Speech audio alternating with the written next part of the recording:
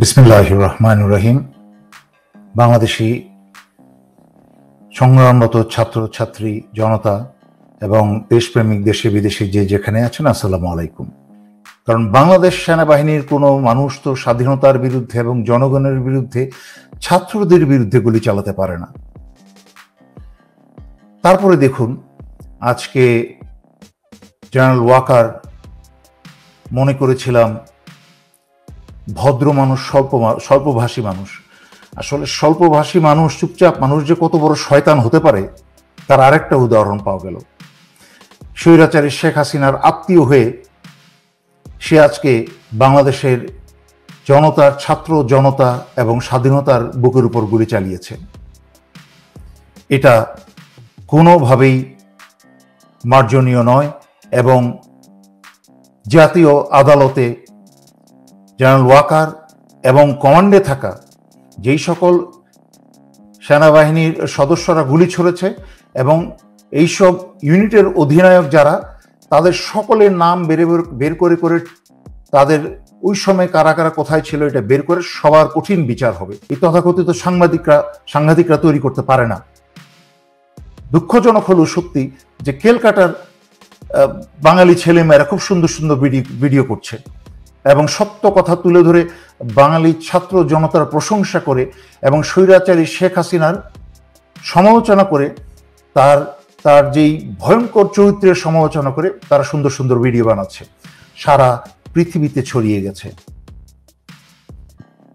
এই সময় স্বৈরাচারী হাসিনা এবং তার পোষা কুকুরগুলা আসবে, বিভিন্ন রং দেওয়ার চেষ্টা করবে। তাই আমি বলবো, ছাত্র আন্দোলন আরো ভয়ঙ্করভাবে চালিয়ে যেতে হবে এবং আরো অর্গানাইজডভাবে চালিয়ে যেতে হবে। এটা অর্গানাইজড করে চালাতে হবে। ছাত্ররা যেভাবে এগিয়ে যাচ্ছে, এই স্বৈরাচার সরকারকে একদম নাভিশ্বাস তুলে দিতে হবে। এ যেন ঘুমাতে না পারে, স্বৈরাচারী শেখ হাসিনা যেন গণভবনে না থাকতে পারে। মনে রাখতে হবে, তোমরা যদি থেমে যাও, তোমরা শুধু শেষ না, সমগ্র বাংলাদেশ শেষ। আর তোমরা যদি মাথা উঁচু করে দাঁড়িয়ে থাকতে পারো আর কিছুদিন, তোমাদের মাথা উঁচু হবে, দেশের মাথা উঁচু হবে এবং তোমাদের ভবিষ্যৎ উজ্জ্বল হবে। তোমাদের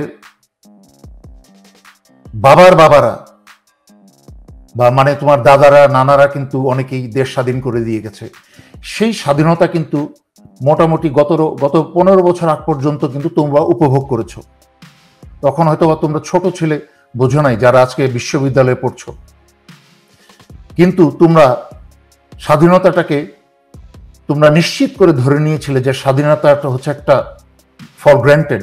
কোনো দেশের স্বাধীনতা নিশ্চিত থাকে না, এটাকে নিশ্চিত করতে হয়।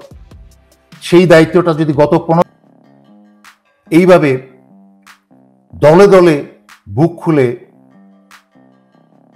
সেনালীগের সামনে বুক পেতে দিচ্ছে, পুলিশের সামনে বুক পেতে দিচ্ছে শহীদ হওয়ার জন্য। এরা বাংলাদেশের অহংকার, এরাই বাংলাদেশের ভবিষ্যৎ, এরাই বাংলাদেশের মুক্তির আশা।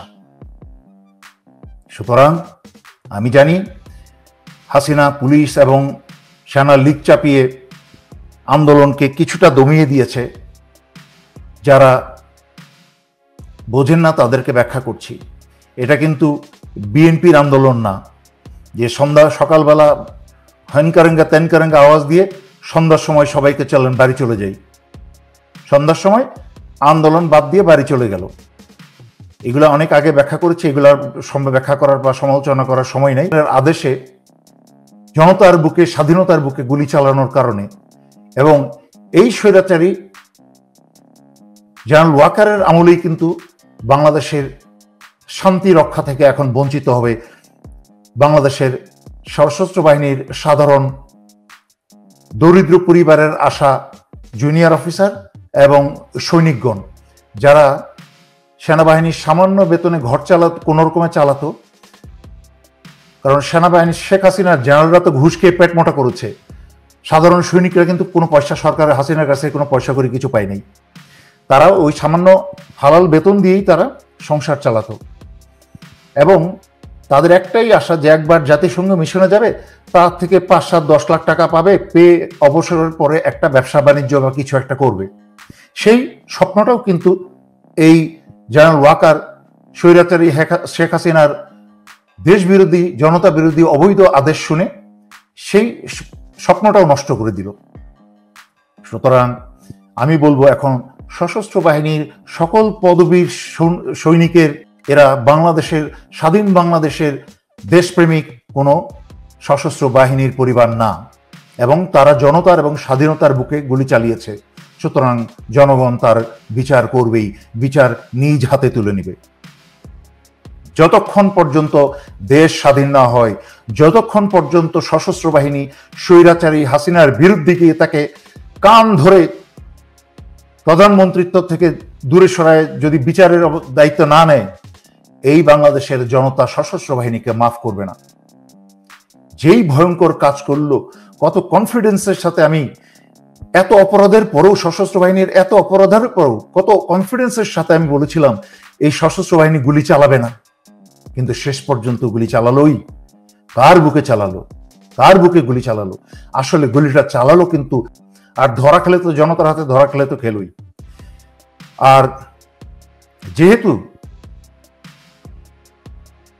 সেনা প্রধান লীগ, জেনারেল ওয়াকার এবং তার অধীনের যারা যারা দেশ এবং জনগণের বিরুদ্ধে গিয়ে জনতার বুকে গুলি চালিয়েছে, তাদেরকে এখন থেকে বাংলাদেশের শত্রু হিসাবেই গণ্য করা হবে, এবং তাদেরকে যেখানে পাওয়া যাবে সেখানেই পুলিশের যেরকম ব্যবস্থা হচ্ছে সেরকম ব্যবস্থা হবে।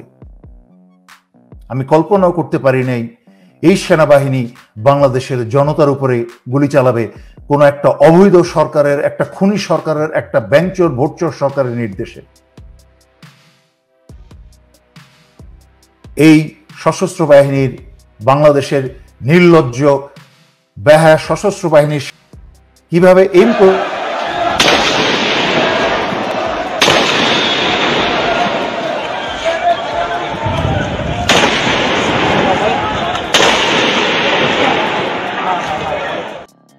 দেখা গেল যে হাঁটু গেড়ে বসে তার অস্ত্র থেকে গুলি বেরোচ্ছে, বুলেট বেরোচ্ছে।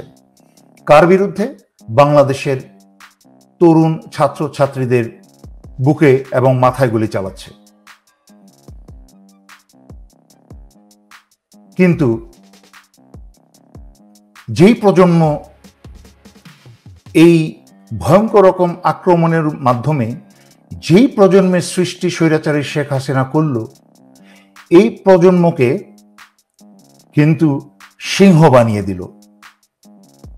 এই সিংহ তো তার শক্তি উত্তরোত্তর বাড়তেই থাকবে। এই সিংহের শক্তি তো কখনো দুর্বল হবে না। একটা সিংহ হত্যা করলে আরো 10 জন সিংহ হয়ে দাঁড়িয়ে যাবে। এই হবে তার ফলাফল। আপনি দেখুন, এই বাংলাদেশে কিন্তু 15 বছর ছাত্র এবং জনতা পালন করত, তাহলে কিন্তু আজকে তোমাদেরকে এত বেগ পেতে হয় না, অনেক সহজেই সরকারের পতন হয়ে যেত। এই আন্দোলন যদি তোমরা হাসিনার প্রথম 5 বছর পরেই করতে, তখন কিন্তু হাসিনার এত শক্তি হতো না। কিন্তু 15 বছর এই দুর্বল বিএনপির কারণে এবং তাদের মির্জাফর নেতাদের কারণে এবং তাদের ভাউতাবাজির কারণে এবং তথাকথিত বিভিন্ন ইসলামিক দলের কি বলে এই ভাউতাবাজির কারণে বাংলাদেশের জনগণ তাদের দিকে তাকিয়েছিল, ছাত্র ছাত্রীরা তাদের দিকে তাকিয়েছিল যে হয়তো তারা কিছু করবে, কারণ তারা তো ক্ষমতা চায়। ইমানদার সৈনিক যারা, তাদের দায়িত্ব অন্যায়ের বিরুদ্ধে ব্যবস্থা গ্রহণ করা, জনতার কাতারে এসে দাঁড়ানো, সংগ্রামরত ছাত্র জনতার সাথে দাঁড়ানো, এবং এই সশস্ত্র অবৈধ হাসিনার অবৈধ সেনাপ্রধান এবং তার অবৈধ জওয়ানদেরকে না বলা।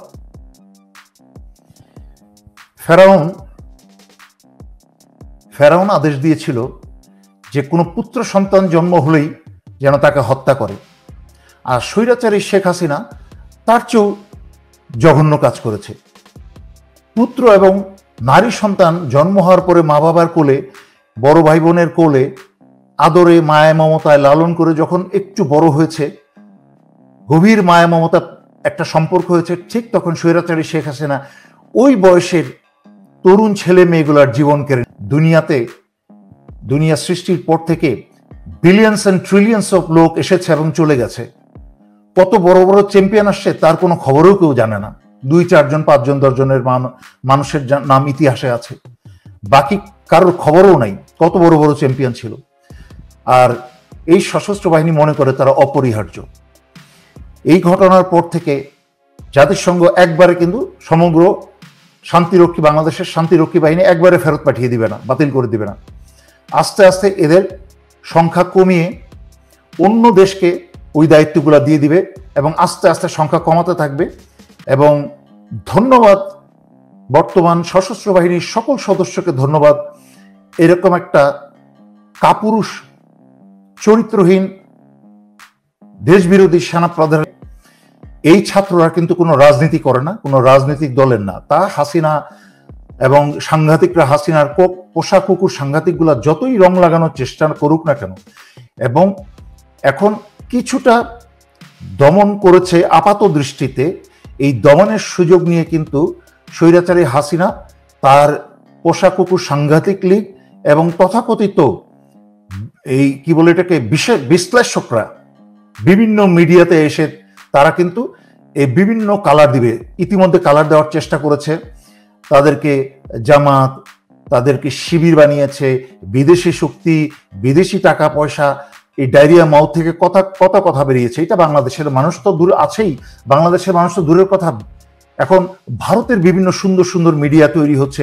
ভারতের কলকাতার ছেলেমেয়েরা এত সুন্দর করে বাংলায় খুব সুন্দর করে যা বাংলাদেশের